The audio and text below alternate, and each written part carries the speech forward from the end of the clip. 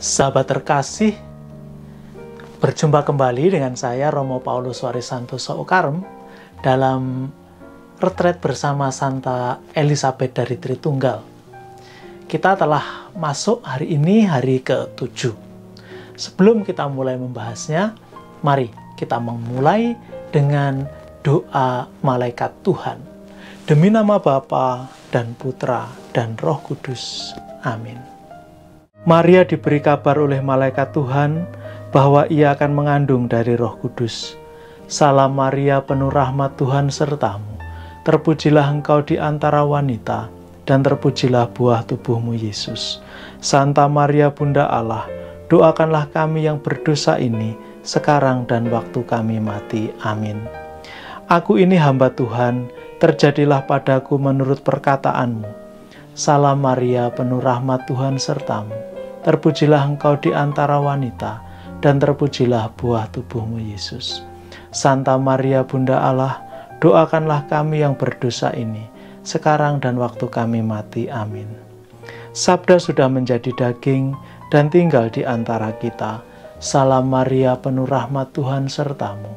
Terpujilah engkau di antara wanita, dan terpujilah buah tubuhmu Yesus. Santa Maria Bunda Allah, doakanlah kami yang berdosa ini, sekarang dan waktu kami mati. Amin. Doakanlah kami ya Santa Bunda Allah, supaya kami dapat menikmati janji-janji Kristus. Marilah berdoa. Ya Allah, karena kabar malaikat kami mengetahui bahwa Yesus Kristus Putramu menjadi manusia. Curahkanlah rahmat-Mu ke dalam hati kami, supaya karena sengsara dan salibnya, kami dibawa kepada kebangkitan yang mulia, sebab Dialah Tuhan dan pengantara kami. Sahabat terkasih, pada hari ke-7 retret ini, Santa Elisabeth mengingatkan akan arti kesucian dan dosa. Kita harus tetap mengingat bahwa retret ini diberikan oleh Santa Elisabeth untuk adiknya, seorang ibu rumah tangga biasa, hidup dalam masyarakat biasa, bukan untuk kaum biarawan-biarawati, bukan khusus untuk kaum religius, para suster, pertapa, rahib, bukan, tapi untuk adiknya yang hidup biasa di tengah masyarakat pada umumnya. Artinya, kalau Santa Elisabeth berbicara mengenai kekudusan, kesucian, dosa-dosa, ini juga hal-hal yang lumrah yang dihadapi oleh orang-orang pada umumnya, Anda dan saya, orang-orang biasa.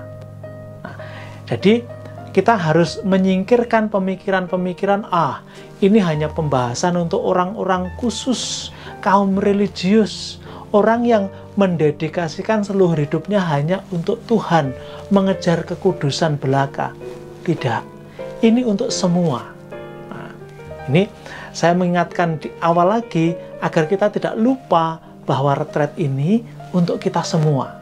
Nah, pada doa pertama hari ke-7 ini, Santa Elisabeth mengutip surat Rasul Paulus kepada jemaat di Efesus, bab 1 ayat 4, yang di situ menggambarkan bahwa Tuhan memilih kita di dalam Dia sebelum penciptaan, dan bahwa kita diharapkan menjadi suci di hadapannya di dalam cinta.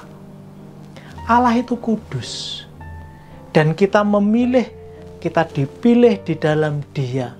Kita diciptakan di dalam persekutuan kudus itu, agar kita kudus juga.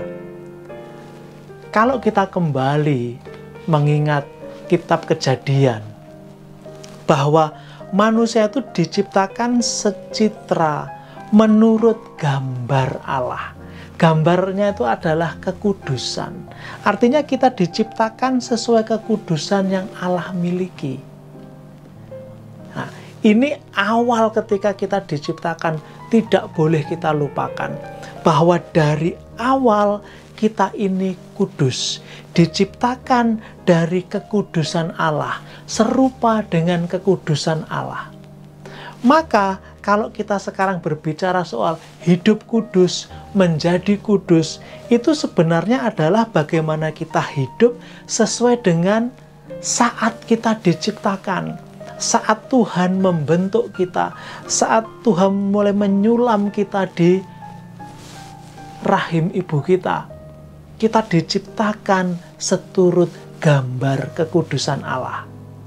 Maka kemudian pemazmur menyanyikannya dengan sangat indah pada Mazmur 18 ayat 24. Aku ingin berjalan di jalan kekudusan-Mu, dan aku berusaha agar aku tidak terpeleset jatuh di dalam dosa-dosa.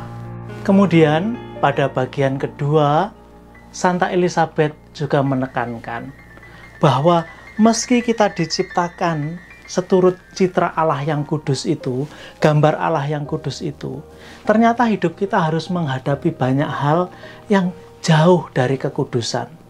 Bahkan kalau kita tidak hati-hati, kita akan terseret, terbawa arus, dan akhirnya kita mendarat di daerah yang amat jauh dari kekudusan yang diharapkan oleh Allah. Maka mengutip sabda Yesus sendiri, Elizabeth mengawali doa kedua dengan mengatakan, jadilah kudus, jadilah suci, sebab aku kudus. Nah, di sini kita mau diingatkan bahwa kerap kali godaan itu memang datang dari luar. Jadi, kalau kita merunut kembali ke sejarah dosa awal, manusia jatuh ke dalam dosa, lalu kemudian manusia ini memiliki yang namanya kecenderungan berbuat dosa, kecenderungan untuk menjauh dari hal-hal yang kudus, kecenderungan untuk melanggar perintah Tuhan, kecenderungan untuk menuruti kesenangan sendiri, kecenderungan untuk melakukan hal-hal yang bertentangan dengan kehendak Allah. Itu ada dalam diri kita yang kita dapati karena kita dilahirkan dari manusia yang kemudian sudah berdosa, dosa pertama kalau boleh kita katakan. Nah, di sini bagaimana kita menghindar dari itu semua? Pertama, kita harus mengingat terus jati diri kita. Ketika kita diciptakan, pada bagian pertama tadi, kita diciptakan seturut gambar Allah. Yang kedua, kita harus mengingatkan diri kita seperti juga Yesus terus mengingatkan diri kita, jadilah kudus. Jadilah kudus. Menjadi kudus itu bukan menjadi pribadi yang berbeda dari diri kita, tetapi sebenarnya menjadi diri kita sendiri yang asli, yang hakiki, seperti saat dahulu Tuhan menciptakan kita, yaitu kudus. Tidak merusaknya, tidak membawanya menjauh. Itulah sejatinya menjadi kudus. Nah, di sini memang benar bahwa kesulitan ada. Maka Santa Elizabeth selalu mengingatkan kita agar kita tetap terus sadar, ingat dari hari ke hari untuk terus bisa mengumpulkan diri kita sendiri di dekat Allah, berkumpul di dekat Allah bersama-sama agar nyala api kasih yang ada di dalam dada terus bergelora, terus membara, dan itu bisa menerangi langkah kita agar tidak terpleset, agar tidak terbawa arus menjauh dari Allah. Kita sudah melihat kemarin, kalau matamu kudus, matamu baik, seluruh badanmu baik, karena mata adalah pelita jiwa. Maka di sini kita harus terus berada di sekitar Allah. Agar apa? Agar kekudusan yang adalah sifat dasar kita ketika Allah menciptakan itu terlihat terang, terlihat nyata. Dan karena terlihat begitu, kita tidak akan menghindar, kita tidak akan lari menjauh dari Allah. Tuhan memberkati.